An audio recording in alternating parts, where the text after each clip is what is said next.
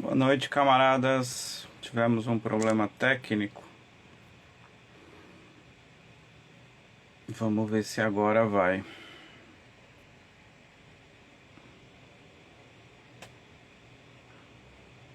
Vamos ver se agora vai. Deixa eu convidar. Convidei.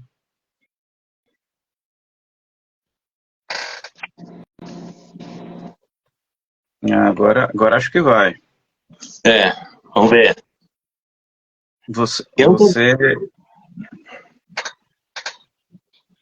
você está.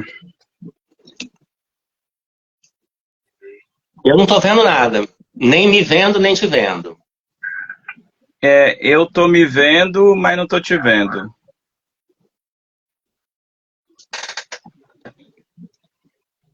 Você não consegue nem se ver? Não. Agora entrou aí o logozinho de vocês aí. É. Quando eu fechei a câmera, eu não tô entendendo. Agora foi a Ah, peraí. camarada. Não, acho que eu já sei o Agora. que que é. Tá. Ah, sim. Agora sim. Tudo Mas eu não bom, tô te camarada? vendo. Tudo bem. Eu só não te vejo. Mas você Eu, tá me eu, vendo? eu estou te vendo. Você tem algum computador perto? Tenho. Se você quiser, se você acessar o seu computador, é capaz que você consiga ver. Deixa eu ver. Eu estou te vendo no computador e estou te vendo na. Às vezes precisa limpar o cache do Instagram, umas coisas aradas. Vamos ver aqui.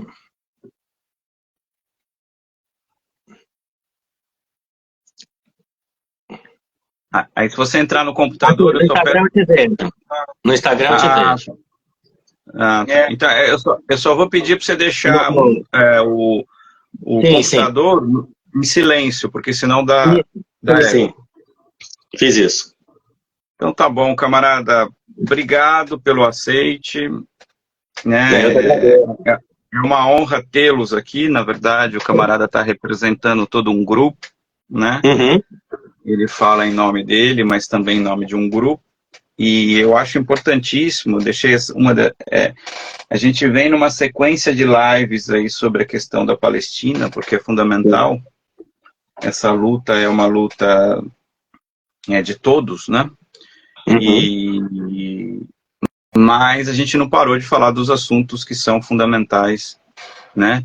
E dentre os quais a gente não pode deixar de falar dessa questão que é a política de conciliação de classe, o que ela impacta e o quanto isso é prejudicial e vem só fortalecendo as nossas gazas aqui dentro.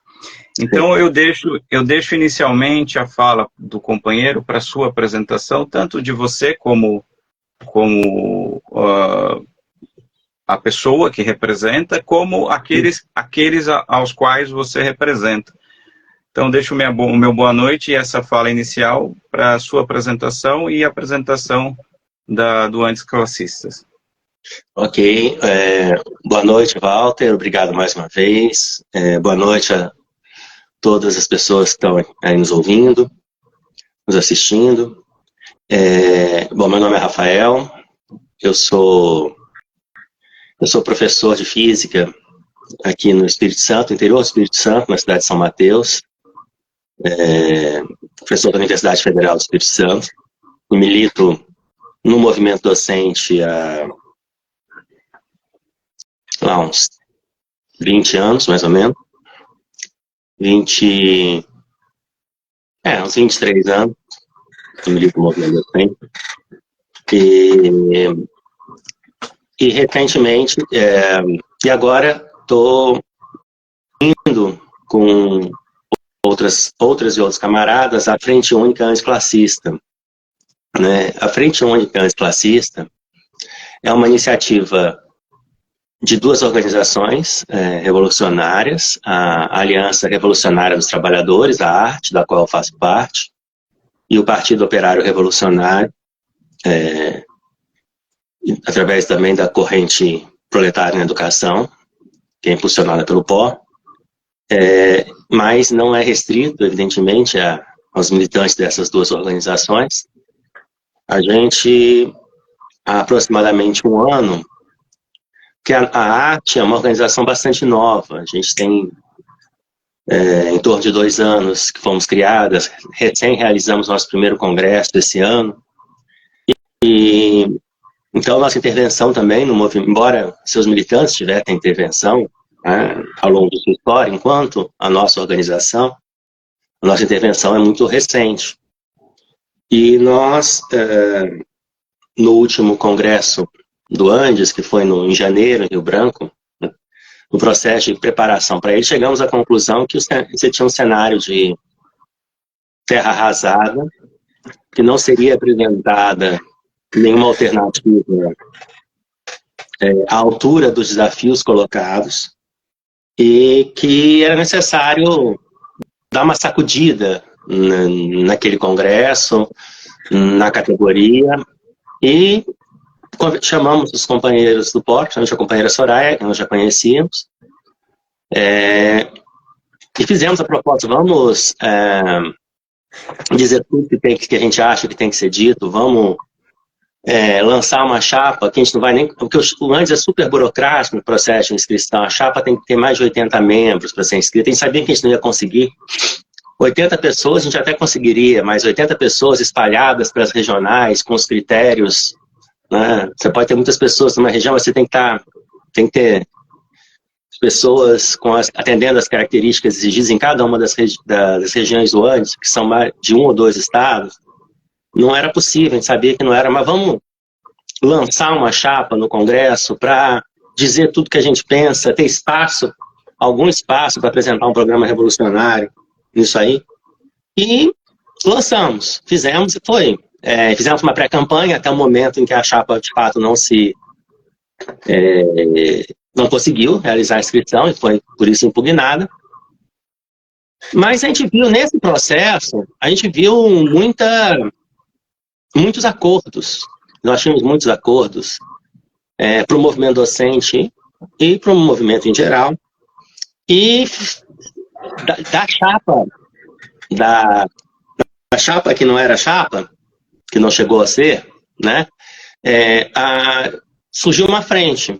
E nós estamos atuando conjuntamente e conseguimos ter uma situação de uma unidade muito bacana, né, entre a ARTE e o PO, uma atuação bastante unitária, respeitadas as especificidades das duas organizações, naquilo que temos divergências, sem problema nenhum, apresentamos posições diferentes, naquilo que temos acordo, que a maioria esmagadora dos pontos, procuramos construir intervenções conjuntas, somando esforços, né, e temos buscado ampliar.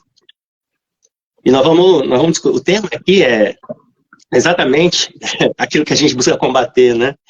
A gente busca ampliar uma perspectiva classista e revolucionária no movimento que está tão caótico, está tão degenerado, né? Então temos dado esse combate e temos tido, ainda que muito incipientes, muito pequenos, temos conseguido resultados interessantes, feito um contraponto a esse avassalador tsunami governista que existe não só no movimento docente, né? Então essa é a Frente Única Anticlassista, né? Fizemos classificação classista desde o nome, porque é uma das coisas que falta muito no movimento, a gente fez questão de reafirmar, e é isso, né? Somos nós. Esses somos nós. Seria interessante a gente estar pontuando o que é o Andes, né? Para quem não conhece, o que é o Andes. E aí eu queria levantar algumas questões depois disso, que eu acho fundamentais, né? Mas eu acho fundamental que num sindicato como o Andes surja um movimento como o movimento classista, né, a oposição classista. Mas eu acho que é importante a gente dizer o que é o Andes, né? Para quem não sabe. Então, o Andes é o sindicato foi criado, a sigla se refere a quando foi criado na época da ditadura, que não podia haver sindicatos de entidades públicas, do serviço público, então era uma associação, né? Mas, então, guardou a sigla. Mas o ANDES é o Sindicato dos Docentes. Na sigla está instituições de ensino superior, mas não é só de ensino superior, né? Nós temos, na base do ANDES, institutos federais também, embora agora os institutos federais estejam oferecendo cursos superiores até de pós-graduação, não são caracterizados, né, como instituições de ensino superior, mas também são filiados ao ANDES. Anteriormente, até instituições particulares de ensino superior eram filiadas ao ANDES, que aí tem a ver com como já falar, da estatização do movimento sindical, né? Houve um processo que a gente vai poder destrinchar melhor. Foi cassado o registro sindical do Andes no governo Lula 1 ou 2, agora não lembro qual deles. Acho que foi no Lula 1 ainda. E foi entregue para um sindicato fantasma criado pela CUT, chamado PROIFES. E depois, para o Andes recuperar, quando o Andes recuperou o direito de ser o representante legal da categoria, ele teve que abrir mão de representar docentes de instituições particulares de ensino. Embora a representação sempre foi fraquíssima nas instituições particulares de ensino, eram 2, 3 instituições, mas podia e passou a não poder, né? Mas, essencialmente, o Andes é isso. O sindicato que representa os docentes das universidades federais, estaduais, municipais e de alguns institutos federais. Perfeito. Rafael, agora que acho que a gente já pode começar a entrar nos temas que a gente se propôs a desenvolver. E eu chamei vocês aqui por um motivo só. Me chamou muita atenção quando eu conheci vocês, por vários motivos, né? Primeiro, porque a gente sabe do brutal aparelhamento, né, que os governos petistas, sejam qual dos números que for, eles fizeram e fazem, né, aos sindicatos. E aí, quando a gente fala dos professores universitários, né, isso acaba sendo um pouco, eu não diria maior, mas eu diria que há uma representatividade muito grande, porque a gente sabe que quem libera bolsas de pesquisas é o governo, quem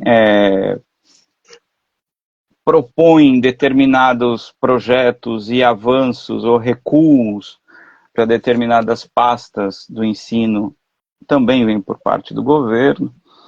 Então, assim, sempre foi qualquer governo, né, à exceção do inominável, né, qualquer governo sempre tentou ter a academia, vamos dizer assim, ao seu lado, porque uma das fontes, de um dos instrumentos de poder. Não à toa, o governo Lula, uma das primeiras medidas que ele fez foi aumentar as bolsas de pesquisa, né, para mestrandos e para doutorandos, né, no sentido de trazer de volta, não que não fosse merecido, é até muito pouco o que se tem, mas sempre houve um diálogo muito grande. A gente sabe que grande parte da base de apoio do governo do PT sempre veio da academia, intelectuais, professores, pesquisadores, pessoas de grande nome na academia, nacional e internacionalmente, escritores de livros, pesquisadores de uma forma geral. Uhum. E quando esse movimento mostra-se, e aí é importante até dizer, né, que esse movimento, a diferença da CUT, da Conlutas, como que funciona isso dentro do Andes e no sindicalismo em geral. Mas quando os governos petistas foram se estruturando, desde lá de trás, né, bem antes até de ser governo, eles sempre tiveram uma influência muito grande nos movimentos sociais, e não só nos sindicatos, em parte da Igreja Católica, que era aquela parte mais progressista, né, ligada à teologia da libertação e coisas do gênero. Então a gente está falando de Pastoral da Terra, a gente está falando de uma série de organizações a PJ, está falando de uma série de movimentos políticos que existiam e existem, hoje bem menor, dentro da Igreja Católica. Uhum. Nós estamos falando do próprio movimento Sem Terra, e nós estamos falando dos sindicatos, né? Uhum.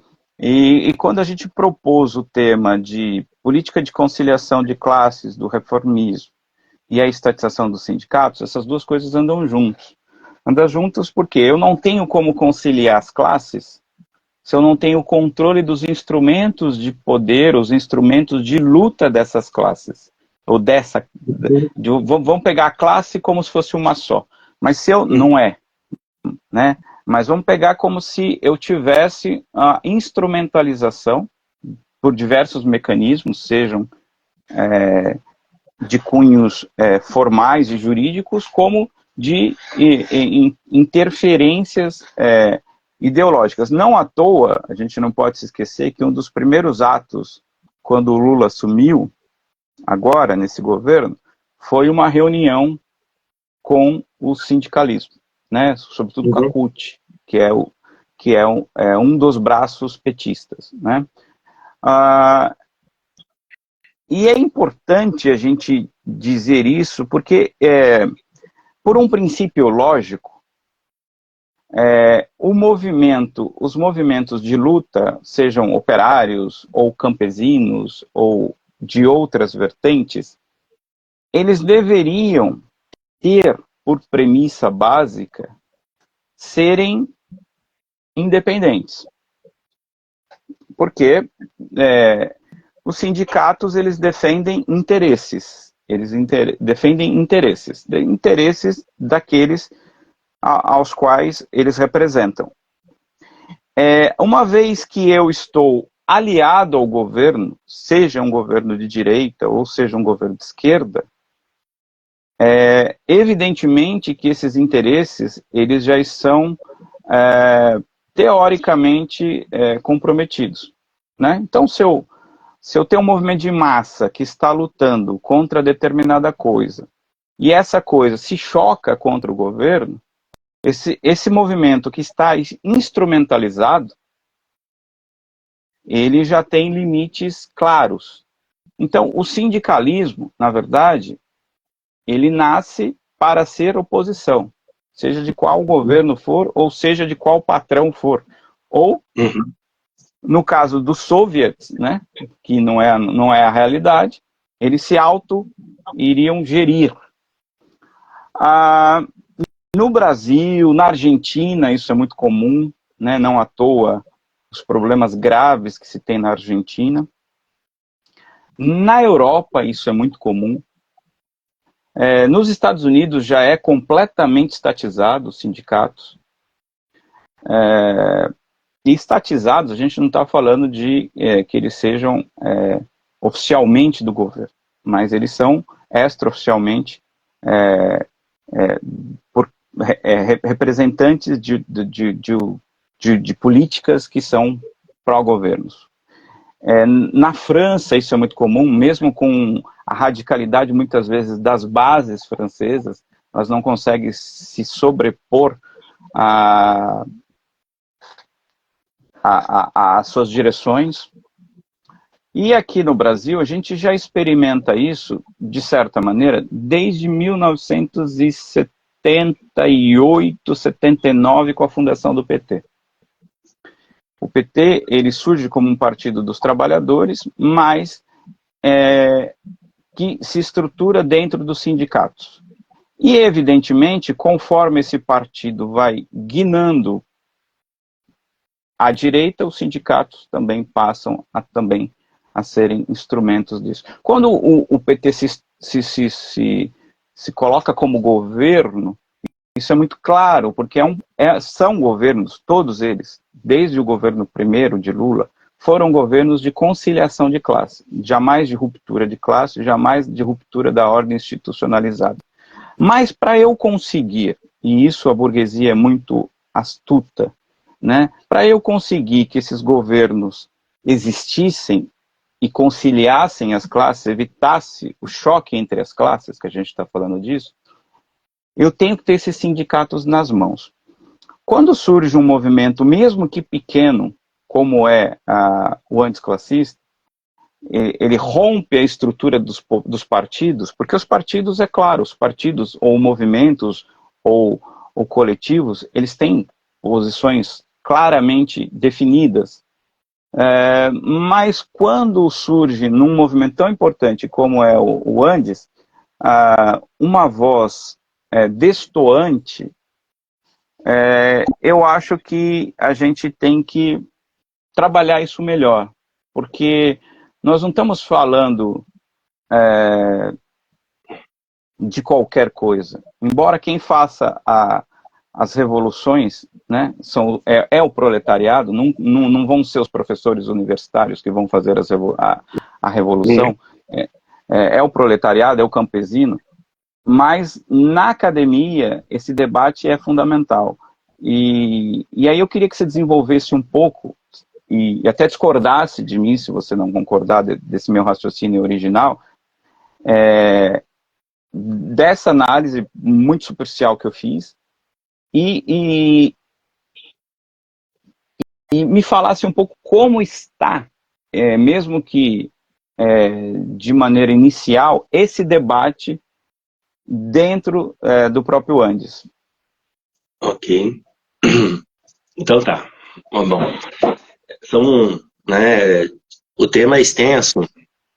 Vamos tentar trazer aqui a nossa compreensão, trazer elementos que são de compreensão conjunta da frente. Os governos petistas, desde o primeiro governo Lula, na nossa caracterização, são governos burgueses. Né? Não são governos que tentam fazer uma síntese, né, entre os interesses da burguesia e do proletariado, porque essa síntese é impossível. Eles são governos burgueses atípicos. Né? O primeiro governo Lula, né, eleito em 2002, a gente podia dizer ainda que era um governo burguês atípico, porque era um governo burguês que a burguesia não via como seu, né, e a classe trabalhadora o via como seu. Né, o que Trotsky chamou de governo de frente popular. Mas depois estamos no quinto governo petista, esse governo Lula-Alckmin é um governo, na nossa leitura, é um governo burguês típico. Cada governo representando certas frações da burguesia, evidentemente, frações diferentes da burguesia, das que deram sustentação a Bolsonaro, por exemplo, e com métodos diferentes do governo Bolsonaro, do inominável governo Bolsonaro, como você disse, mas tão burguês quanto. São apenas formas de exercer esse governo da burguesia e diferentes frações. Né? Enquanto, por exemplo, o Bolsonaro representava a mineração, os interesses, por exemplo, na mineração, setores da mineração clandestina, o governo do PT representa o IBRAM, né, Instituto Brasileiro de Mineração. Isso é a suposta mineração sustentável, que é tão sustentável quanto um rochedo é sustentável no ar. Mas A Vale do Rio Doce e a Braskem que o digam. Mas são frações diferentes, né? São existem setores diferentes do agronegócio, né? Que apoiam, que estão, setores que estão com, que apoiaram Lula, e os setores que estavam com Bolsonaro. Então, são frações diferentes, são métodos diferentes, mas são governos burgueses. São governos cuja objetivo último é garantir que a burguesia continue a expropriar mais-valia da classe trabalhadora, né? E no momento de crise que aumente a exploração sobre a classe trabalhadora. No entanto, não temos dúvida que existe sindicatos de conciliação de classe. A quase totalidade dos sindicatos faz isso, né? É um nome bonito. Falar em sindicato de conciliação de classe é um nome bonito para falar. É um eufemismo para sindicato pelego, né? O termo correto, o termo técnico é esse, digamos assim. Porque eu queria analisar. A gente sabe, os sindicatos não são organizações revolucionárias. Os sindicatos não existem para fazer revolução, porque a ferramenta para fazer revolução são os partidos revolucionários. Mas os sindicatos são espaços para os revolucionários atuarem, porque os sindicatos são espaços de frente única da classe trabalhadora, em especial da classe operária, e deveriam ser, dentro da sua concepção, entidades classistas, entidades combativas. No entanto, o sindicalismo, em geral, no nosso país e no mundo, isso é um fenômeno global e não é de agora, tem deixado de ser classista. E tem deixado de ser combativo. E eu vou explicar um pouco o que a gente entende por isso. Os sindicatos, eles deixam de ser classistas quando eles abandonam a perspectiva de qualquer tipo de luta unificada da classe e passam a pensar nos interesses exclusivos da sua categoria, inclusive pensando coisas que podem prejudicar outras categorias, não são problemas se beneficiam a sua própria. Por exemplo, existe uma discussão, o Andes não defende isso, pelo menos, mas existe uma discussão com a reforma administrativa, poderia-se tirar os professores da reforma administrativa, propondo que os docentes fossem considerados carreira típica de Estado. E, sendo carreira típica de Estado, estariam fora da reforma administrativa. Ou seja, o traste que tem uma ideia dessa, ele pensa o seguinte: vou tirar a minha categoria disso e os outros que se explodam. E aí eu não vou lutar contra a reforma administrativa, eu vou me garantir e que o resto que acabe, o Estado, não tem problema. Então eu vou tentar não lutar conjuntamente, vou só tentar salvar o meu e o resto que se exploda. Esse tipo de mentalidade está muito presente, né? Em diversos pontos, aí, em diversas situações. A gente vê, por exemplo, outras marcas de deixar de ser classista, os exemplos são muitos, mas, por exemplo, uma das coisas que me choca, a gente ainda se choca com as coisas, né? É comum ver sindicatos exigindo direitos para sua categoria que nega para os trabalhadores do sindicato. Os trabalhadores são do sindicato. Eu vi o meu sindicato, a minha seção sindical do Andes, a Associação Docente da UFS, enquanto lutava na pandemia para não retorno presencial às aulas, exigir que os funcionários do sindicato voltassem a trabalhar presencialmente. Sabe? É inacreditável. É inacreditável. O meu sindicato, a minha seção sindical, demitiu uma trabalhadora que era dirigente sindical do sindicato de jornalistas, em exercício de mandato. Pagou a indenização que tinha que pagar. Se não pagasse também, né, legalmente, tinha obrigado a pagar. Mas agora, É razoável se demitir dirigentes sindicais em exercício de mandato? Simplesmente porque você tem dinheiro para fazer? Imagina, então agora todas as empresas agora vão demitir os dirigentes sindicais. E só se tem dinheiro para pagar, está podendo demitir? Então, como que um sindicato que se prende a classista é capaz de demitir dirigentes sindicais que trabalham para ele e que defende os direitos sindicais da sua categoria? Isso é uma perda completa de consciência de classe. O Anti-Sindicato Nacional terceirizou toda a sua comunicação, e na verdade a maioria dos sindicatos tem terceirizado a comunicação, ou seja, demitem seus jornalistas e terceirizam, ao mesmo tempo que lutam contra a terceirização no serviço público. E não vem em contradição nisso. Então você está tão longe do conceito de classe, você não sabe nem onde que fica o conceito de classe, você se perdeu completamente. Você está completo, sabe? Para classe deve ser uma coisa, não sei não, o que só pensa que é classe? Quando tem atitudes desse tipo, perdeu completamente o referencial. Centrais sindicais, já vi dirigentes de centrais sindicais dizendo, contratando, orientando a contratar trabalhadores segundo as regras estabelecidas pela reforma trabalhista do Temer. Ah, mas agora é assim. Mas a gente não era contra esse negócio. A gente não lutou contra, a gente não foi para Brasília, tomou bomba para lutar contra esse negócio, e agora nós vamos contratar? Ah, mas o sindicato não tem dinheiro, fica mais barato. Então agora é isso? Então a burguesia está certa? Sabe? É inacreditável a perda de referencial classista do movimento sindical. E isso se manifesta também na elaboração política. Quando o sindicato, como antes, por exemplo, não só chama a votar no governo burguês de Lula e Alckmin nas eleições, chama a votar, inclusive sem passar por congresso, por qualquer fórum, uma decisão da diretoria, nos chama a votar. E não só. Depois que ganha, vota outdoor, parabéns, presidente Lula, etc e tal. Quer dizer, nós não teríamos acordo, nós da arte, os companheiros do POR também, fizemos campanha para o voto nulo nas eleições, defendemos o voto nulo, mas a questão não é essa. Nem é essa. A questão é, supondo que achasse que a tática era correta, era do mal menor eleger Lula para derrotar Bolsonaro. A partir do momento que o Lula ganhou, eles teriam que mudar de posição. Sim. Não.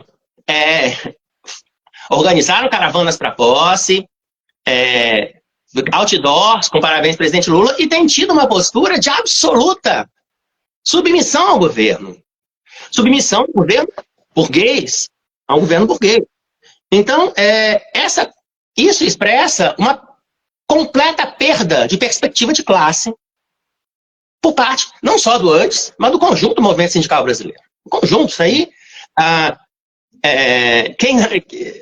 você tem que procurar muito a dedo para achar a exceção, porque essa é a regra.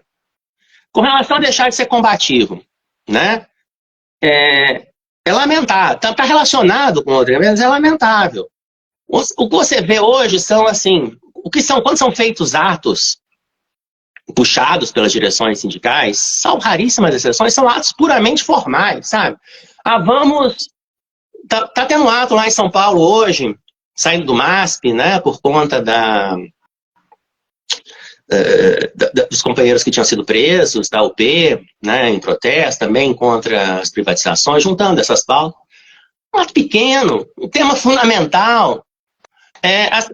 Não se joga peso nas ações de rua, quando se faz são atos para constar. Atos para constar, para dizer que fiz, para carimbar a carteirinha de militante, fui no ato. Aí você vai juntar, sei lá, aqui no Espírito Santo faz ato com 20 pessoas, mas, sei lá, em São Paulo faz com 200. Isso e nada é a mesma coisa. Mas aí você diz que fez, aí sei lá, o burocrata lá acha que cumpriu o seu dever revolucionário. E não se tenta mobilizar de verdade. Vamos fazer.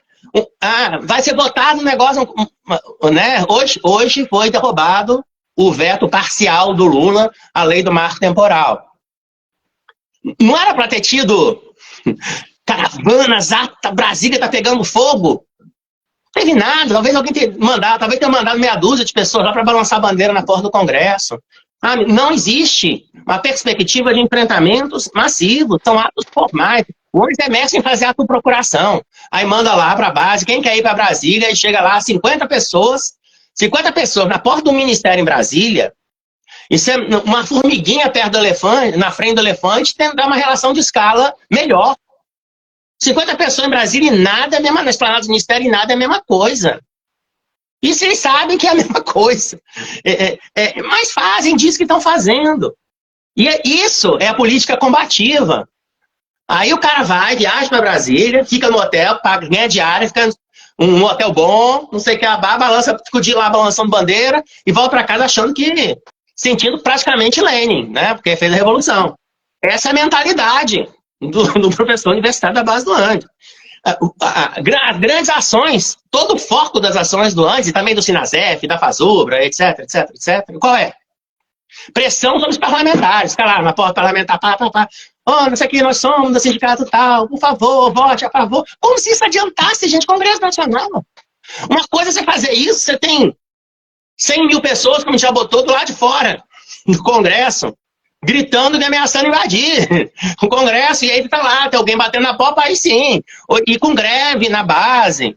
Agora, isso de lá, ficar batendo em porta lá e anotando, aí sindicato, tal deputado disse sim, tal deputado disse não. Mãe, eu com 50 anos na escola não saio de casa com um negócio desse. Fico aqui resolvendo minhas contas, sabe, estudando meus problemas de física aqui, porque é uma coisa útil, porque é um desgaste de energia absolutamente inútil. É absolutamente inútil. Então você... E é isso. E é canalizado para esses becos sem saída, que não leva a lugar nenhum. Perdeu-se a combatividade. O caminho, essas coisas... greve virou palavrão. No Congresso, nós falar de greve virou palavrão. Greve, piquete, fechamento de estrada, ocupação de prédio público, não se fala mais nisso, não se pode falar nisso. Nós fizemos um questionamento, os companheiros, nós da Frente Anticlassista, né, mas foi uma tese dos camaradas do POR, apresentaram no último congresso uma tese que o antes, olha só, olha o que foi, o que votaram contra, que o antes deveria fazer uma campanha nas suas bases, defendendo que a educação deveria ser toda pública. Só isso. Foram contra. Não é papel do Andes ser contra a educação privada. Eles disseram isso, defenderam, falaram assim. E aí eu fui tentar entender, entre muitas coisas, eles defenderam usando esse termo, que era a nossa Bíblia, que é o caderno 2 do Andes, eu já tinha lido por alto, aí eu fui ler. E o caderno 2 do Andes, gente, para quem não tem o desprazer de conhecer, a tal Bíblia do Andes é o projeto do Andes para a Universidade Brasileira. Ou seja, é a utopia. Como eles veem, né, no ideal, programa máximo da Universidade Brasileira. E lá, no programa máximo, no sonho do Andes, existe a universidade privada. Só que ela é regulada, ela é bem fiscalizada. Então, nem como sonho, o pessoal acha que a universidade tem que ser toda pública. E esse é um sindicato que se considera um dos mais combativos. É inacreditável. Saiu um negócio agora, o Antes teve o desplante de postar agora, quando foi aprovada a urgência do NEM, do relatório do Mendonça, né? O Mendonça foi o ministro do Temer, que implementou o novo ensino médio. Aí o Lula vetou parcialmente, suspendeu, mandou um projeto de lei que revogava parcialmente. Aí foi para o Congresso, foi para a Comissão de Educação, o relator é o cara que foi ministro do Temer e praticamente retoma o que era antes do NEM, o novo ensino médio. E aí o Andes falou, não, porque nós somos um pilar de luta contra o novo ensino médio. Pilar aonde, gente? Esse pilar, essa casa desabou há muito tempo. Você está baseado num pilar desse, porque eu não vi luta nenhuma, ninguém viu luta nenhuma.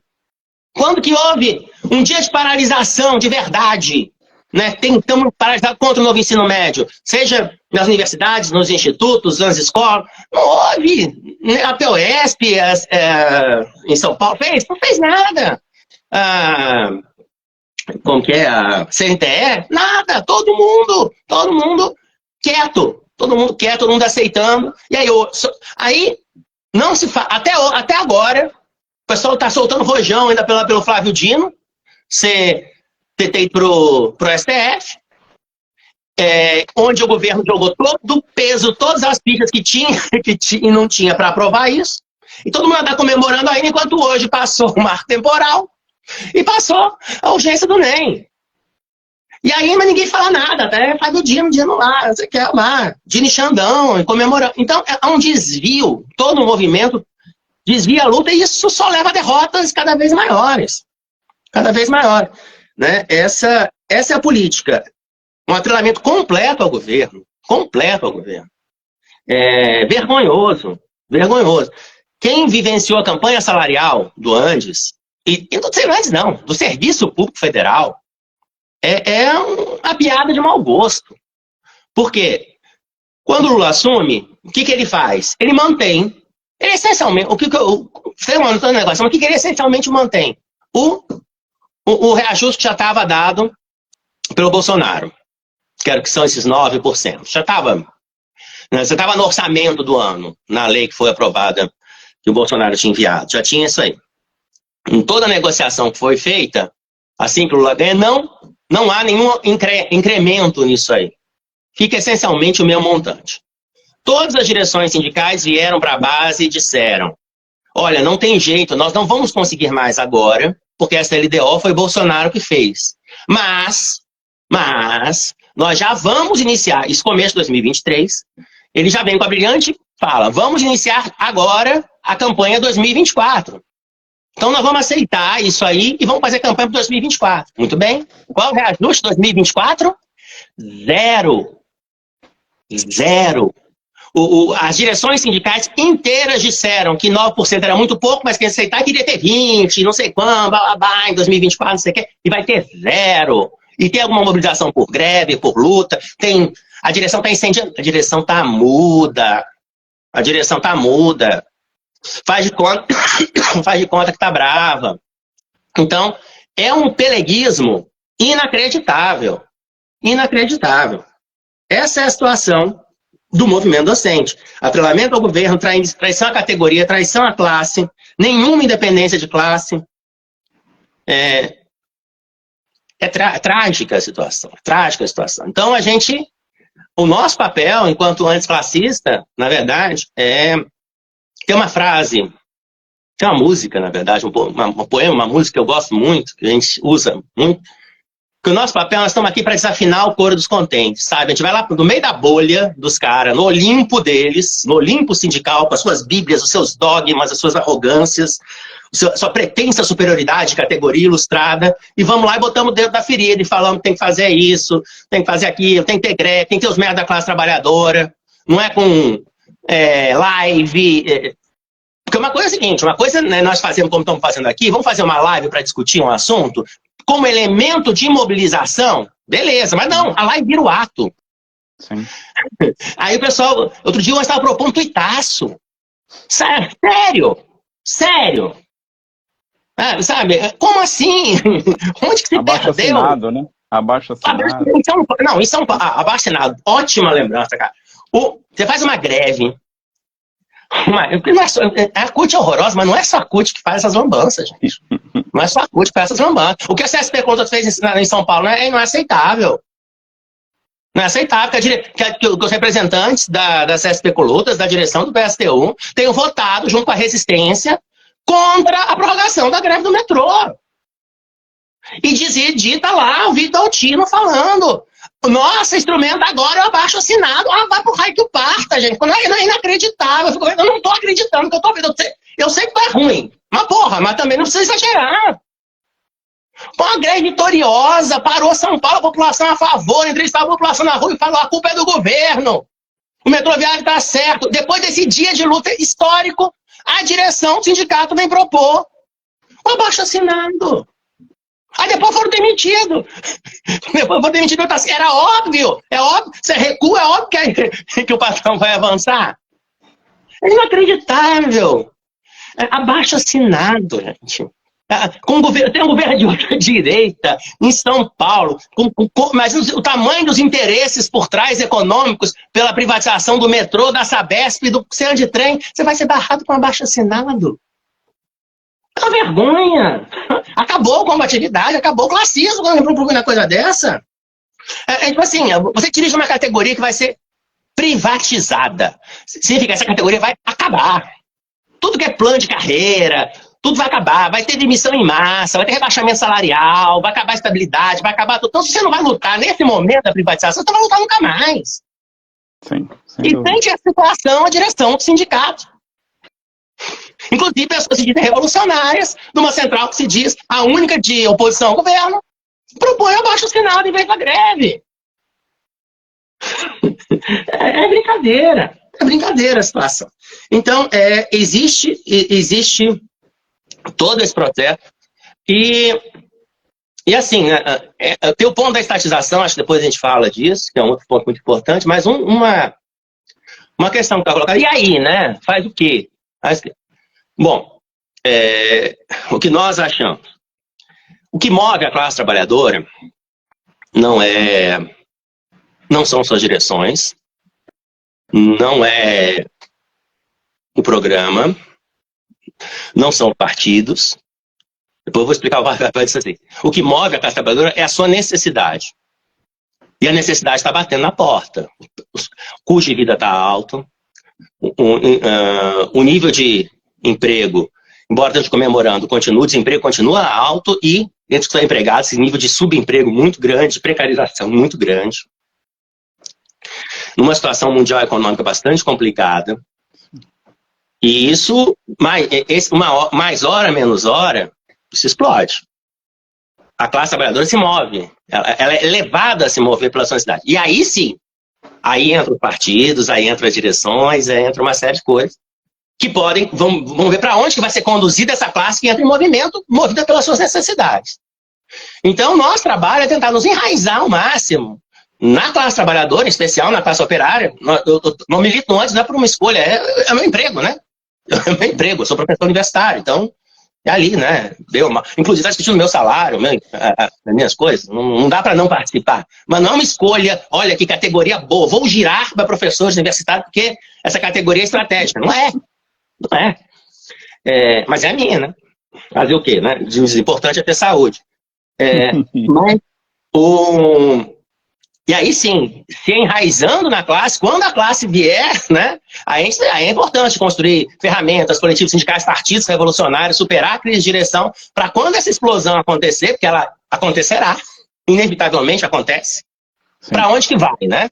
Para onde que vai? E aí a gente espera conseguir construir junto, não é uma arte, não a Frente Única Antifascista, mas um conjunto de organizações revolucionárias que, no momento, estão dispersas e tendem a se organizar, consiga construir uma nova direção para isso, que com essa explosão atropele essa coisa ossificada, engestada, dessa burocracia necrosada que amarra o movimento, que no ascenso das massas elas sejam varridas. A gente teve, né, em 2013, teve um elemento de ascenso, mas a falta de direção levou a que se perdesse completamente. Inclusive, depois, um setor acabou sendo dirigido pela direita. Né?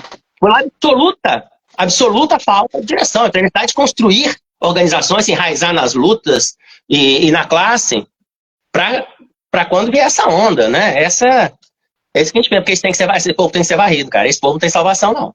Esse povo não tem salvação, não. Eles são um entrave aí. Não vai vir dessas direções. Elas têm que ser superadas. E não vai ser a frio que a gente vai conseguir tirar elas. Vai ser no calor das lutas. No calor das lutas. Que são inevitáveis, no nosso entendimento. Então, sobre essa primeira questão, assim, era o que eu tinha pensado em falar. Você tem mais alguém que quer perguntar alguma coisa? Não, eu acho que a sua explanação ela foi didática, ao mesmo tempo ela foi cheia de exemplos, achei muito boa. O que nos leva e você já respondeu parte disso, né? Que é como superar isso, você adentrou a esse ponto. Mas eu acho que a gente pode pensar um pouco mais. A gente tem hoje aí uma miscelânea de partidos e de tendências, né? A gente sabe que isso é fruto da brutal crise de direção, que vem desde da morte de Lenin, né? E isso vem se construindo ao longo dentro do movimento ao longo de décadas e décadas e décadas, gerando degenerações e degenerações e degenerações. E nós temos, sobretudo no movimento universitário, né, um discurso, se bem que agora é interessante, né, que até das catacumbas do inferno fascista vem surgindo muitos professores, né? Então, aqueles professores que eram já fascistas, não é que eles viraram fascistas por causa do Bolsonaro, Não. agora eles têm voz. Então, a extrema-direita também cresce no movimento acadêmico, na universidade, claro, com um poder muito pequeno e às vezes sendo reprimida, mas o que surge no lugar é essa esquerda que a gente não sequer poderia chamar de esquerda. É um movimento progressista, de centro, que não sabe muito bem aonde quer chegar, com pautas legítimas algumas, outras abstratas, mas sem linkar os pontos. É como se houvesse um grande jogo de ligar os pontos e esses pontos ficam sem serem ligados. Ao mesmo tempo, a gente tocou num papel importante, que é o financiamento de projetos e de pesquisas e coisas do gênero por parte do governo federal. E nós temos aí um retrocesso gigantesco, que não é fruto da extrema-direita, é fruto dos próprios movimentos, do próprio governo petista. A extrema-direita teve um retrocesso em outras pautas, mas no que diz respeito à luta, né, eu lembro como se fosse hoje, né, quando teve aquele corte de verbas do governo Waltraub. Então, as massas foram em peso para a rua, né, e durou 2 manifestações. Na terceira, eles já estavam jogando água quente, água fria, para apagar o fogo das massas. Exemplos de nossos irmãos latino-americanos, como o Chile, que chegou a ter um levante de fato das massas, né? Não foi um levante armado, né? Não chegou nesse estágio, mas foi um levante das massas e que teve as suas forças canalizadas para a via institucional burguesa, através de um governo reformista também lá.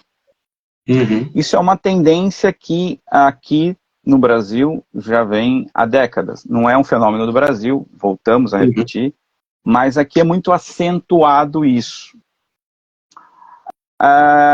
Lhe pergunto, como professor, como militante, como pensador de esquerda, estamos num beco sem saída?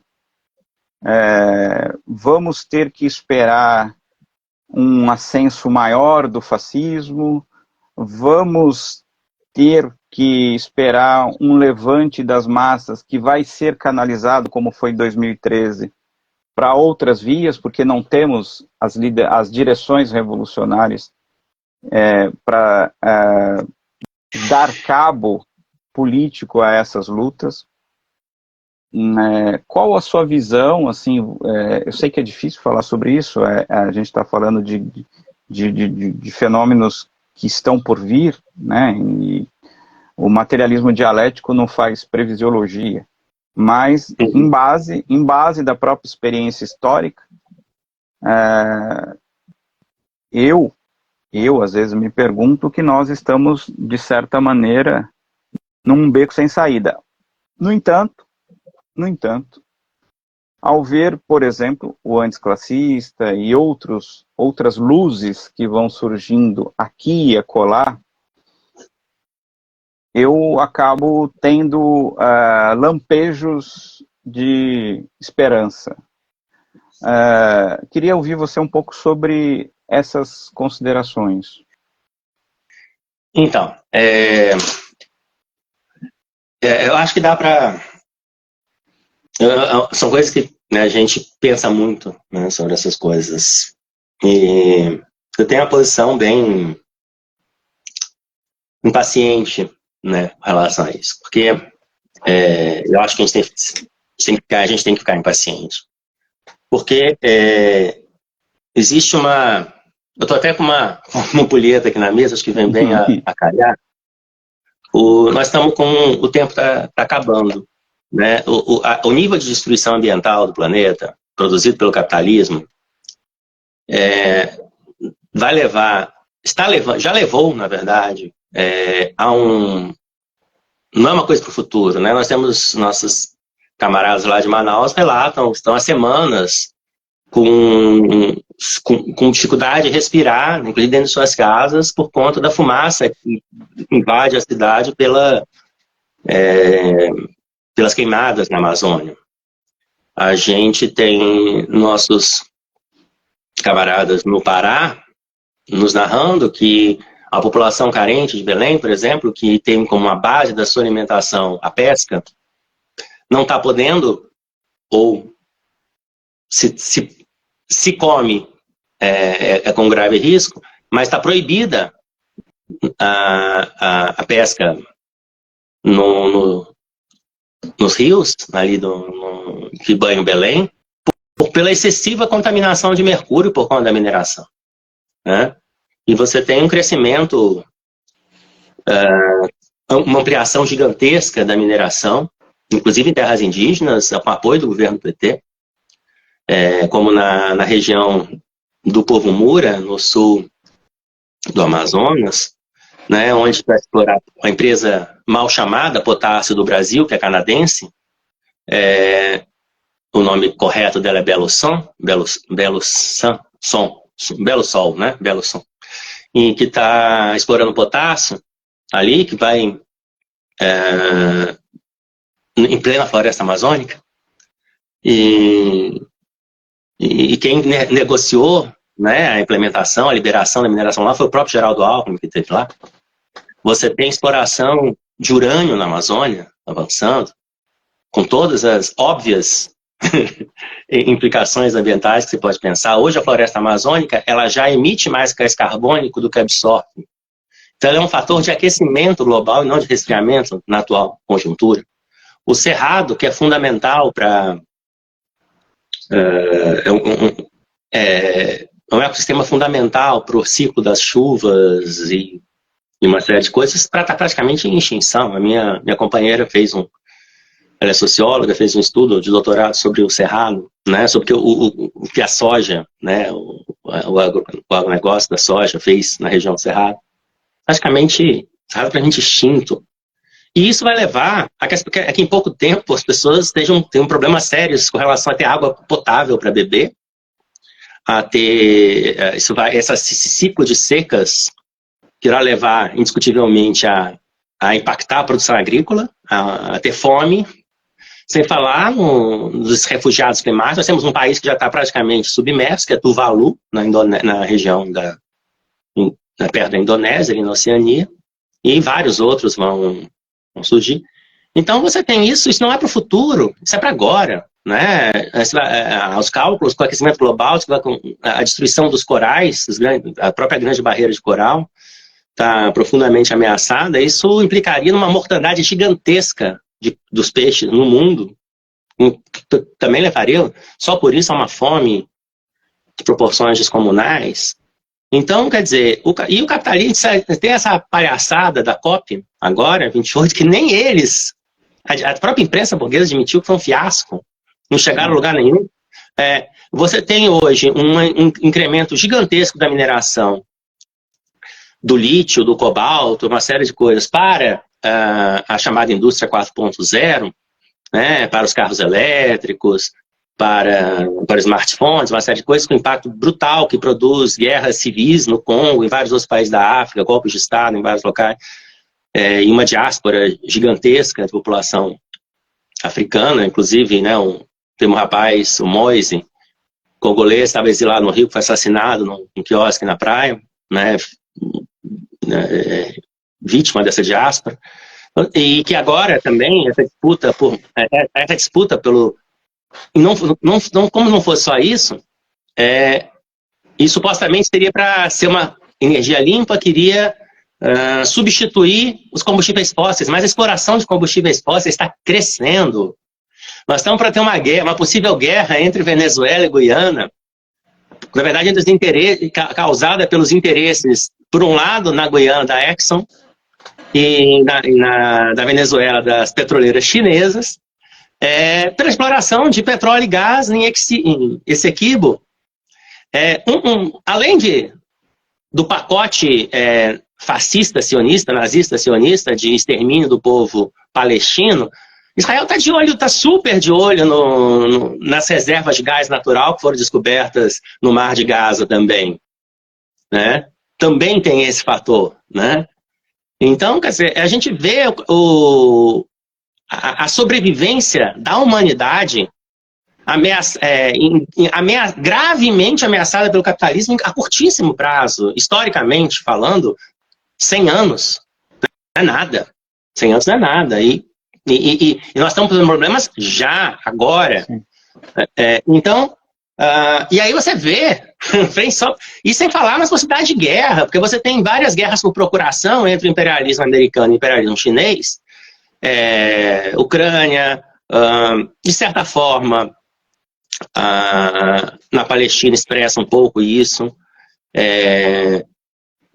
uma possível guerra em Taiwan, uma possível guerra aqui na América do Sul, sem que entrem direto em conflito Estados Unidos e China, mas mais dia menos dia, pode entrar, podemos ter uma terceira guerra mundial. E sem falar toda a barbárie que o capitalismo vem promovendo, né, com a sua acumulação. Então você tem uma situação não é para o futuro. A barbárie está aqui agora, a destruição está aqui agora, não é mais socialismo, barbárie como uma disjuntiva de para onde que a gente vai. A barbárie está aqui agora. A questão é ou revolução socialista ou extinção da humanidade em curto prazo. Então me incomoda profundamente esse blá blá blá, essa alienação no sentido assim, de estar completamente descolada da realidade que está o movimento sindical. Sabe, cara, eu trabalho numa empresa, eu passei num concurso, imagina, eu passei num concurso público, vamos pegar um exemplo bem menor do que o fim da humanidade. Eu passei num concurso público, consegui um emprego estável, eu sou funcionário do metrô, vou ficar aqui com uma carreira até me aposentar. Minha empresa vai ser privatizada, eu vou perder minha estabilidade, eu provavelmente vou ser demitido. O que eu vou fazer? Um abaixo-assinado. Sem descolamento da realidade. Sem descolamento da realidade. Aí vai passar, sei lá, vai aprovar um marco temporal. Mas o Supremo vai nos salvar. Sabe, isso a gente vê com a estatização do movimento sindical também. Então, nós temos... É uma situação extremamente difícil. Nunca precisamos tanto de uma direção revolucionária, de uma direção internacional revolucionária da classe trabalhadora, fortemente enraizada nos países, com peso de massas. Nunca precisamos tanto disso. O tempo corre totalmente contra a gente, nós não temos isso. E o que nos resta fazer? O que nos resta é tentar. Também, então, vamos fazer o quê? Jogar da ponte? Nos resta tentar. Nos resta tentar. E eu vou lutar enquanto tiver força. E aí o que dá vamos tentar juntar quem não entrou, não foi mordido pela mosca azul, né, sei lá, das vaidades, não sei o que explica a cabeça desse povo, desses burocratas, e vamos tentar. Então onde tem a frente anticlassista, Frente Única Anticlassista. A gente tem construído, nós da arte, junto com o POR, junto com o regrupamento revolucionário, com a transição socialista, com outros camaradas, uma frente de esquerda, né, uma frente de luta por uma oposição, uma frente de luta por uma oposição revolucionária ao governo Lula-Alckmin. A gente tem tentado, minimamente, são gerações que têm diferenças, que têm leituras diferentes, mas será que a gente consegue fazer alguma coisa em comum? Um texto em comum, uma campanha em comum? A gente tem tentado fazer alguma coisa, porque o que a gente vê na esquerda é racha. O último foi do PCB, algum tempo atrás, mas saiu um monte do PSOL, saiu o PSTU algum tempo atrás, rachou. A cada congresso as organizações racham, né? Tem um congresso e um racha, Expressão dessa decadência. A gente está tentando exatamente juntar e vamos tentar fazer com base em acordos mínimos. Quais são, gente? Tem que lutar. E lutar com os nossos métodos. Não dá para ficar esperando. Não dá para ter essas ilusões na democracia burguesa. A gente tem que acreditar nas nossas forças, né?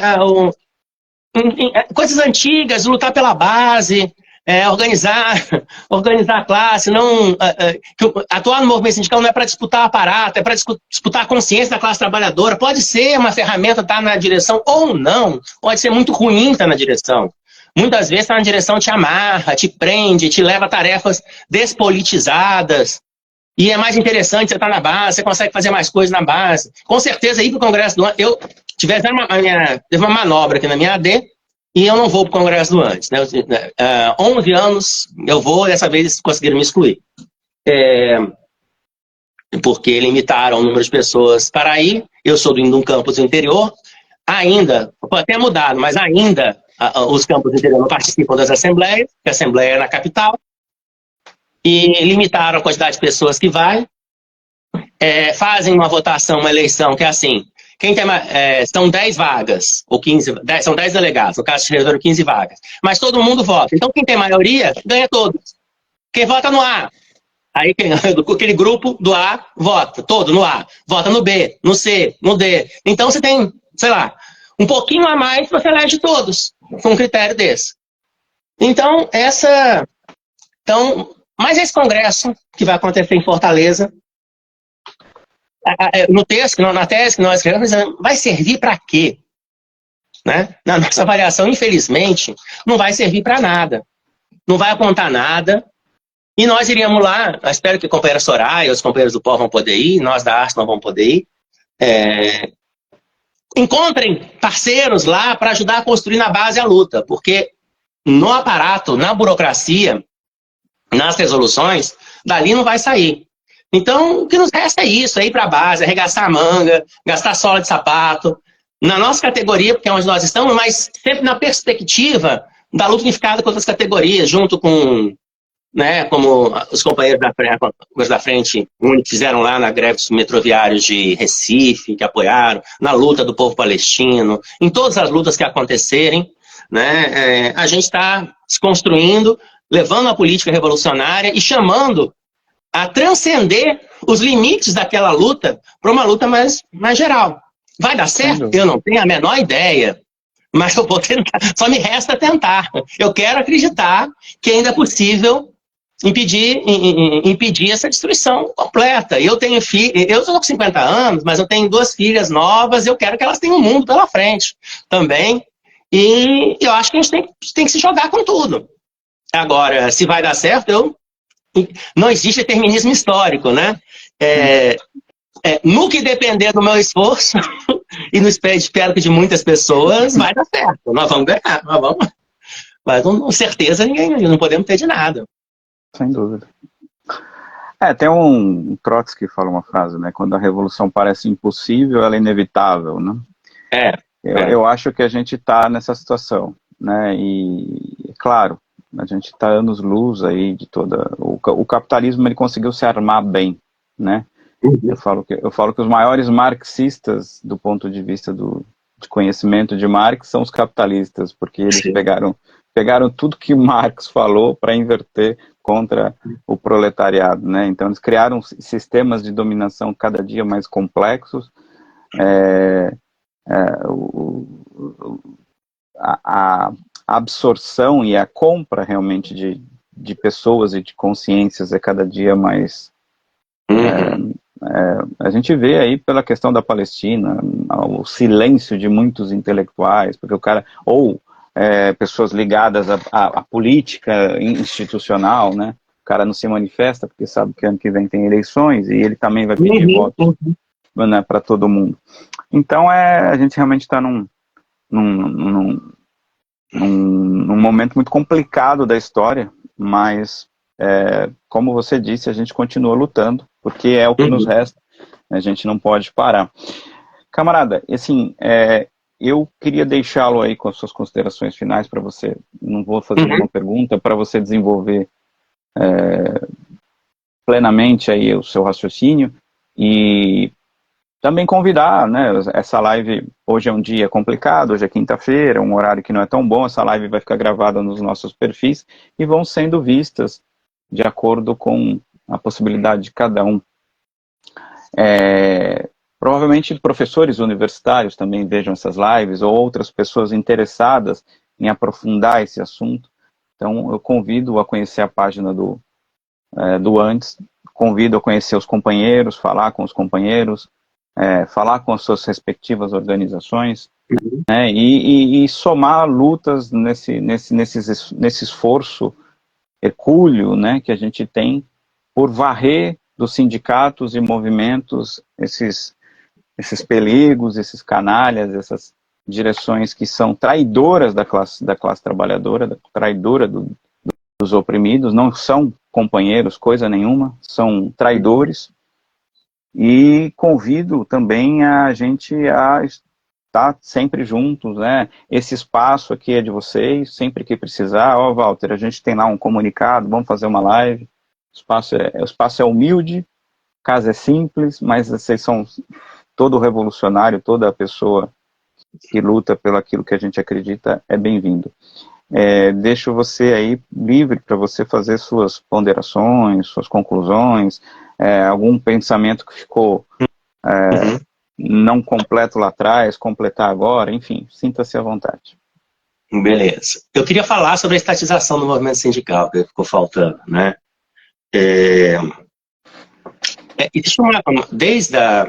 Não à toa, né? Quando o Getúlio, né, faz essa, de forma bonapartista, que era, na verdade, uma transformação como essa não teria como não ser, de uma forma ditatorial, né, de uma forma bastante bonapartista. Ditatorial, bom, qualquer regime, né, de classe mas ditadura mesmo, estrito senso, é a transformação, né, do Brasil de capitalismo agrário para capitalismo urbano, industrial, a industrialização. Ele também estabelece as leis que regem, né, a regulamentação trabalhista e o movimento sindical.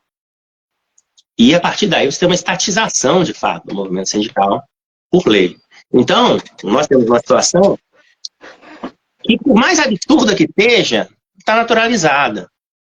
Então, quem diz, por exemplo, que um sindicato é representante da categoria é o Ministério do Trabalho.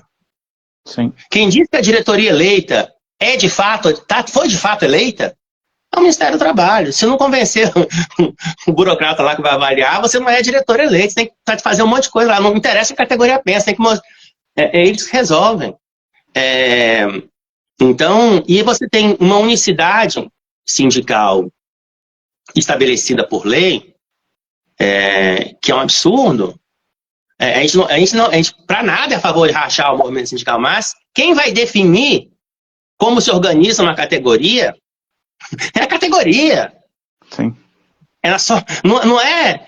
Aí você consegue, você pega uns sindicatos absolutamente cartoriais, né, que junta 3, 4 pessoas que são a diretoria, faz uma assembleia de fundação, consegue um registro. Antes, não tem filiados, mas passa a ser a única categoria ali.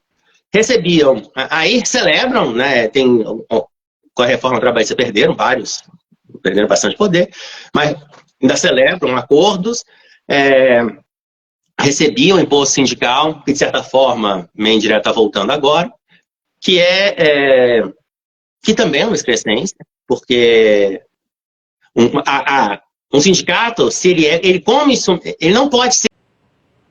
A live, não sei por que motivo, caiu. Primeira vez que me acontece isso, de tantas lives feitas. Deixa eu ver se o camarada entra. Opa! Oi, camarada.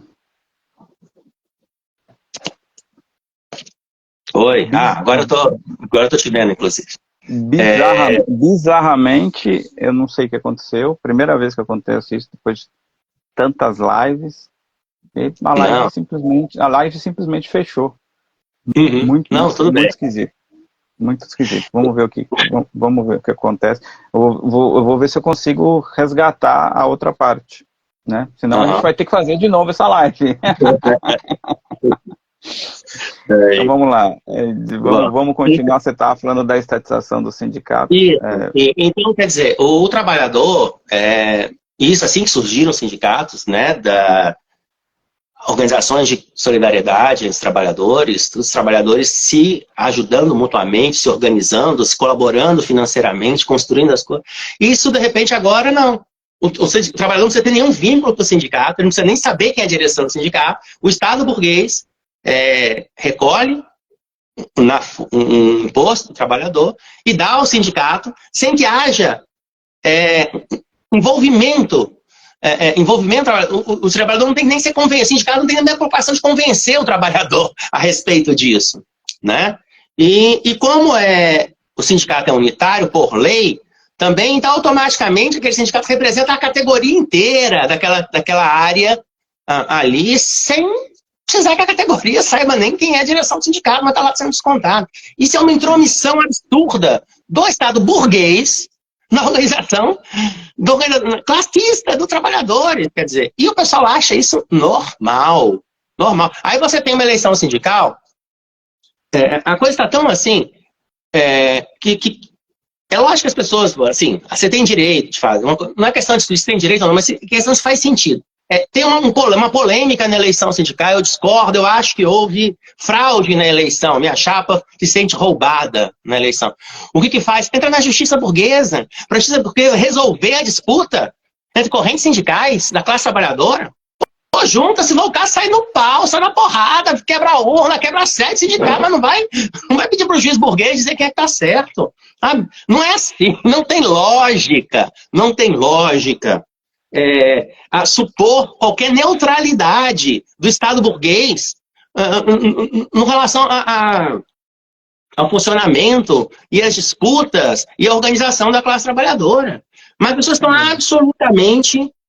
absolutamente acostumadas a isso. E aí, por exemplo, uma coisa que acontece no antes. Houve, indiscutivelmente, um golpe, como eu citei, um golpe, quando no governo Lula I, foi criado na CUT, esse sindicato fantasma, o PROIFES, que ganhou registro, etc. O antes ficou sem poder ser o sindicato que representava legalmente os trabalhadores, houve uma briga, recuperou, etc. e tal. Muito bem. Ele é um sindicato pelego, tudo ruim, pode atribuir ao PROIFES, pode ser dito. Mas é um fato que e que não merece consideração, etc. Mas é um fato que o PROIFES é eleito e representa alguns docentes de algumas associações pelo país. Isso é um fato. Sim. O que o Andes teria que fazer, e não faz, é usar o dinheiro que o Andes tem e os militantes que o Andes tem para disputar, para botar peso para a base, disputar de verdade esses sindicatos e ganhar. Na luta, no convencimento político,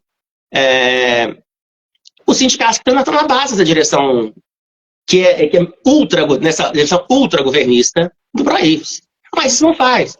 Aí que entra numa discussão, assim, o Andes requisitou, teve uma reunião dessas mesas de enrolação do governo, entrou e disse que não reconhecesse que o PROIFES não poderia estar lá. Aí pode dizer assim, é revanche porque o PROIFES deu golpe. Ok, isso eu entendo, eles não merecem consideração, mas o método é esse. Eu vou dizer, eu não quero que A, B esteja aqui, porque legalmente somos nós que temos que estar. Se os caras são pelego, e são, você tem que derrotar eles politicamente. Você não tem que arrumar um indicativo legal para dizer que eles não podem estar lá, porque foi isso que eles fizeram. Foi isso que então vamos agir igual? Vamos reivindicar, então, uma decisão judicial a nosso favor, para garantir que somos... Não que a categoria nos garanta como única representante dos trabalhadores, e sim que a justiça burguesa garanta, sabe? Se perde o referencial completamente. E por isso também que você vê que os sindicatos são fundamentalmente, hoje, funcionam para oferecer advogados para os trabalhadores em questões trabalhistas. Ok, faz parte. Não tem problema, mas não pode ser o eixo. Pelo menos de quem tem uma perspectiva revolucionária, espera porque vai depender da justiça. A justiça é neutra? A justiça burguesa é neutra? Ou que seja uma ferramenta que você usa, mas não pode ser o eixo. O eixo não pode ser esse. Ou, tem uma proposta de lei que nos ameaça, então vamos pressionar os parlamentares. O Congresso, assembleias, é isso? Esses caras vão pressionar? Então, você está completamente incorporado. A proposta do getulista deu extremamente certo. O movimento sindical brasileiro foi absolutamente incorporado à estrutura do Estado burguês e as consciências se alinharam a isso. Então, as consciências das direções se alinharam a isso. Mesmo uma Central Única dos Trabalhadores, que foi fundada na perspectiva de varrer isso, e ser classista, e ser pela base, não sei o que, né, há décadas esqueceu que foi fundada para isso, e outras centrais que são melhores, existem centrais melhores que a coisa, mas também dão uma escorregada, dão muitas escorregadas aí com relação a essas questões aí. E um atrelamento a essa lógica do Estado Democrático Burguês. E aí, essa é a questão que eu falei no começo, né, tentar retomar. A gente sabe que os sindicatos são organizações reformistas, mas o papel dos revolucionários é para intervir nessa organização reformista para fazê-las avançarem. Não é pelo contrário. E o que faz avançar é pessoas que até já foram revolucionárias, elas se transformam em reformistas e em burocratas ao entrar na dinâmica do sindicato. É uma máquina de desmontar convicções revolucionárias, de burocratizar militantes, de engessar a luta, né? Essa é a realidade. E assim, eu queria agradecer muito que essas coisas, você nunca tem tempo para discutir essas coisas, para falar essas coisas. E já que eu estou desafinando o coro dos contentes, vamos jogar mais coisa. Por exemplo, nós, da Frente Única Antifascista, participamos da arte, o POR também participamos dos espaços da CSP com Lutas, temos entidades filiadas à CSP com Lutas, mas olha como que mesmo a CSP com Lutas, que é uma central que aprovou no seu congresso, por exemplo, a oposição ao governo, embora tenha chamado voto em Lula e Alckmin, finalmente se posicionou como oposição ao governo, nós levamos a discussão lá, nós da arte, isso foi uma proposta da arte. Nós propusemos, e ironicamente, nós vendo um livro de um dirigente do PSTU, um principal dirigente do PSTU, talvez, que é o Zé Maria de Almeida, um livro dele sobre luta contra a burocratização dos sindicatos, que dizia a necessidade de que os mandatos não se perpetuassem e que, no máximo, um dirigente ficasse 2 mandatos consecutivos, depois teria que voltar para a base. Isso é um livro do Zé Maria. E isso, eu fui militante do PSTU durante 27 anos. Isso fez parte da minha formação, ler e estudar como se fosse uma coisa a ser seguida. Então, nós fomos, humildemente, e propusemos como tese que na Conlutas, seguindo o livro do Zé Maria, que é um bom livro, que é com uma boa sugestão, que os mandatos não fossem prorrogados por mais de 2 vezes. Depois de 2 mandatos consecutivos na Secretaria Executiva Nacional, pessoas não continuassem. Voltar depois é outra coisa, mas não fossem consecutivos.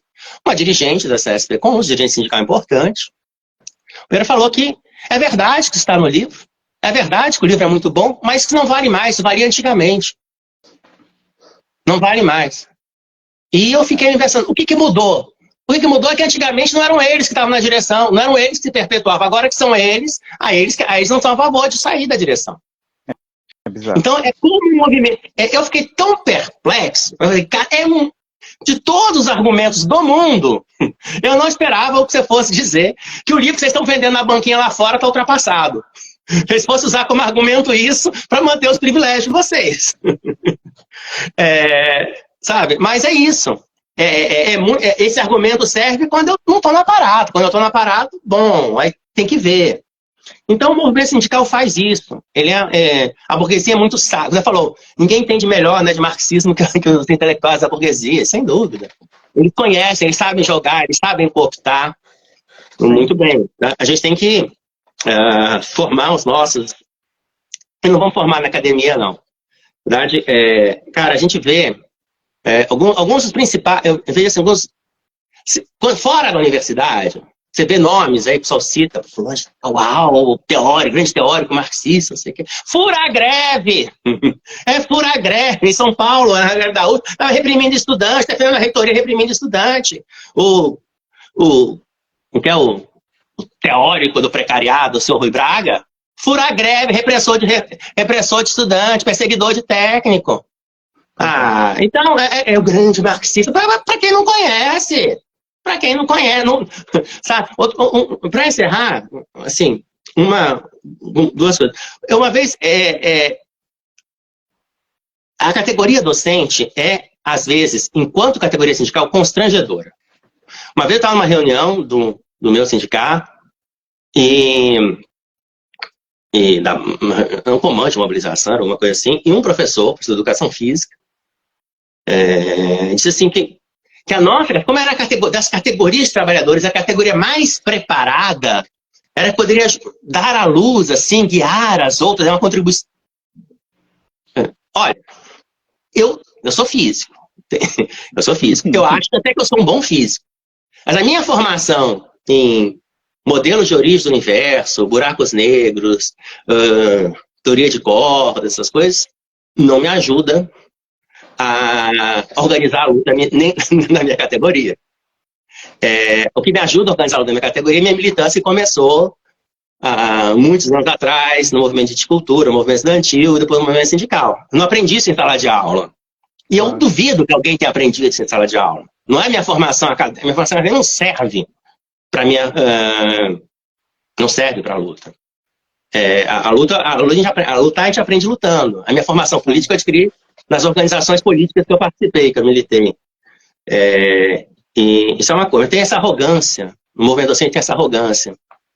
Esse sentimento de superioridade. E o Andes, assim, é uma experiência antropológica. E alguém tinha que fazer, algum sociólogo, algum antropólogo, tinha que no congresso do Andes fazer uma etnografia, sabe, do que é aquilo. Aquilo é o pessoal tem uma sensação de que é a última Coca-Cola do último freezer do universo. Né?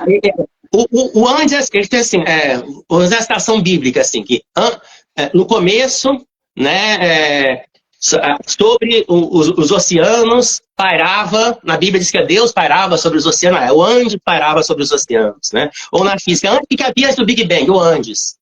O Andes é o alfa e o ômega. Os caras que acham internacional. Os caras, eles dão a luz, assim, pro todo o movimento. Eles estão querendo fundar uma central sindical deles. Né? Sigam o Andes, nós vamos dirigir a classe. Eles são cheios de dogmas.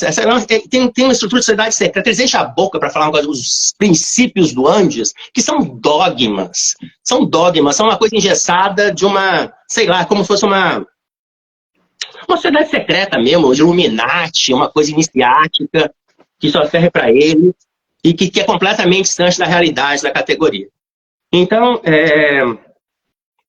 mas é isso. É contra isso que a gente tem que lutar na nossa categoria. Ao contrário do que o Antes pensa, como nós da frente, né, como você tem uma absoluta convicção que é a classe operária. Eu acrescentaria, além da classe operária, os povos originários, né, tem um botão de protagonismo muito grande no que está sendo colocado agora, né, essa relação de produção com relação às florestas, uma série de coisas, os setores, evidentemente, os camponeses têm um papel estratégico, mas a centralidade operária, mas eu botaria os povos originários praticamente no mesmo patamar aí, né, da classe operária. É indiscutível, o protagonismo deles não pode ser, até na questão da sobrevivência da humanidade, não pode ser desprezado, e também como exemplo de luta. Então, ao contrário do que o pessoal acha, que os diplomas de doutor, os artigos, os currículos lattes, que vão abrir os caminhos da Revolução Brasileira, não vai ser, evidentemente não vai ser por aí, mas o nosso papel é estar junto com a classe operária, junto com os povos originários, junto com o povo pobre das periferias, e no dia que esse povo se levantar, setores da academia, da universidade também vão. Né? Eu estando na universidade, estando professor, sendo militante, eu consigo atuar junto a setores da juventude, do movimento estudantil. A gente consegue fazer trabalho junto com trabalhadores terceirizados. A gente consegue, né, na greve geral de 2016, foi 16? Não, 17. Nós conseguimos fechar a BR-101 Norte, aqui que passa em frente à universidade, porque as trabalhadoras terceirizadas, a senhora, olha só como a classe operária interessante, a trabalhadora interessante. A senhora, que é faxineira do prédio que eu trabalho, a senhora de já mais idosa, negra, ela é líder comunitária no bairro em volta da universidade, que é um bairro que tem uma tradição de luta. Então a gente conseguiu articular e desceu o bairro para fechar a BR no dia da greve geral. Então ficamos lá, alguns professores e o povo do bairro, um bairro periférico, uma favela, de fato. Fechamos junto. E aí, talvez um dos grandes momentos da minha vida militante veio para um ônibus, né, de estudantes de medicina, né? Imagina o perfil, aquela brancaiada toda. Estavam vindo uma Olimpíada. E eles queriam abrir caminho, tinham fechado a BR. Eu fui lá conversar com eles, camarada, olha só. Vocês estão vindo um rock, né? Mas isso aqui é uma cidade de praia. Aqui São Mateus é uma cidade de praia. Dá meia volta. Isso aqui não vai ficar nem o dia inteiro. Dá meia volta com o seu ônibus, vai pra praia, fica na praia, toma uma cerveja, dá um tempo, daqui a umas 4 horas, você estrada limpa, vai embora. Não, e como vieram pra cima, pegaram o extintor, e no momento vieram pra cima de mim pra... eu falei, vou apanhar de quanto é jeito, desceu o ônibus, né? Vieram pra cima. No que o pessoal ficava meio desconexo, ele falou assim, veio o bairro inteiro, aquele povo forte, negro, brabo, com sangue no olho, não encosta no professor, e veio, chegou. Cara, os coxinhos entraram correndo, de marcha ré no ônibus, deram minha voz, foram embora, nunca mais viram. Aí eu senti, cara, não tem a força do povo, quando o povo vem com sangue no olho, com vontade de fazer. E aí a polícia chegou para tirar e veio negociar, eu falei... Aí os caras falavam assim, olha, se eu fecho a estrada, eu não saio antes de 9 horas da noite. Eu falei, gente, olha só, eu acho que a gente não segura.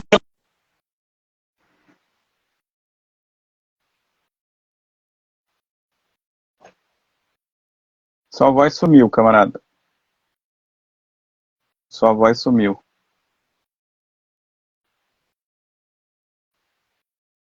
E agora?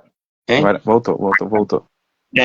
Então, aí foi uma vez que a gente vê, cara, a classe quando se emputece, né, quando tá com vontade de fazer, não tem polícia, não tem nada. Então, são esses momentos que dão a gente convicção. E não vai vir das academias, não vai vir, mas por ser professor, eu pude estar junto, viver esse momento, estar junto com o povo do bairro, estar junto com a líder comunitária, que é a faxineira do meu prédio, ajuda a construir esse momento tão especial. Eu acho que essa é a tarefa. E então a gente chama quem é da categoria docente a procurar, nós da Frente Antifascista, procurar a arte, o POR, para conversar, tem aí o link no Instagram, né, para conversar conosco.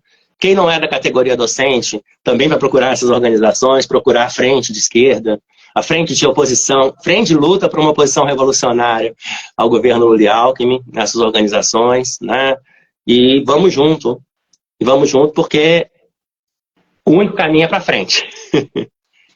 Muito obrigado, Paulo, muito obrigado a todo mundo que estava aqui ouvindo, foi um prazer, era isso que eu tinha a dizer. Prazer é meu, eu vou tentar recuperar a live que caiu, né? Se não conseguir, eu vou te convidar, já fica aí pré-convidado aí para fazermos de novo, né? Porque eu acho que não pode se perder esse material. Não sei o que aconteceu, primeira vez que aconteceu isso, muito estranho. Enfim, não sei, pode ser alguma falha técnica, pode não, né? Sua fala foi muito potente, você falando desse caso aí dos professores, do bairro em apoio à greve, eu lembrei tanto me veio na hora aquela música do Wilson das Neves, né? O dia que o morro descer e não for carnaval, né? Então assim, voltando à frase do Trotsky, né? Quando a revolução parece impossível, ela é inevitável. A gente continua acreditando, a gente continua lutando, né? nos múltiplos lugares onde atuamos. E parabéns ao Andes, aos camaradas do Andes, parabéns aos grupos que atuam dentro do Andes classista, né, do Andes classista, estou falando, né? Parabéns ao Andes classista, as frentes que atuam, que mais frentes possam se somar a essa luta dentro do Andes, mas em outros sindicatos. É necessário que a gente varra com os pelegos, é necessário que a gente retome a liderança dos movimentos, né, que os movimentos passem a se referir à base, né, e que os movimentos passem a sujar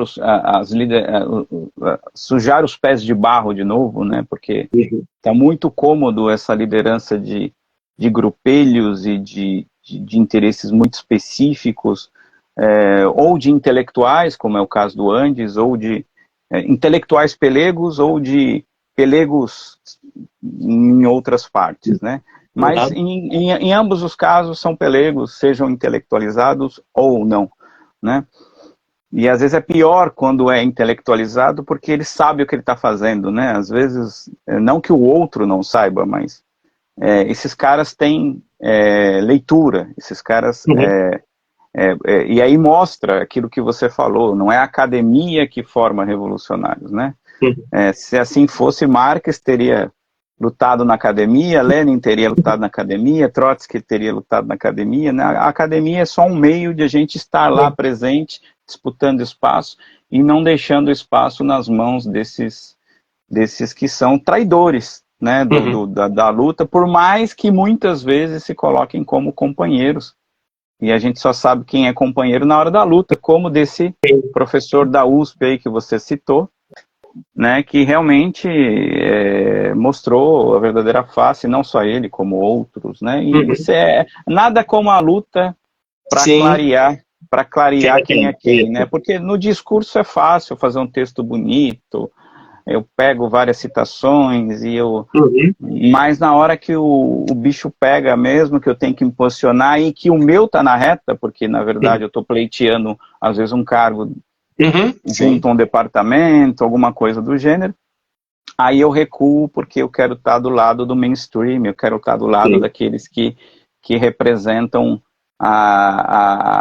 o governo, né? Porque na verdade representam o governo. Camarada, obrigado de coração, obrigado ao Andes Classista, todos vocês, eu não conheço todos, mas admiro-os, e estamos juntos, sigamos, vou tentar recuperar a parte que ficou. Se eu não conseguir, já te convido para uma outra live. Tá bom. Sigamos, camarada, obrigado, viu? Uma boa noite. Um abraço. Tchau.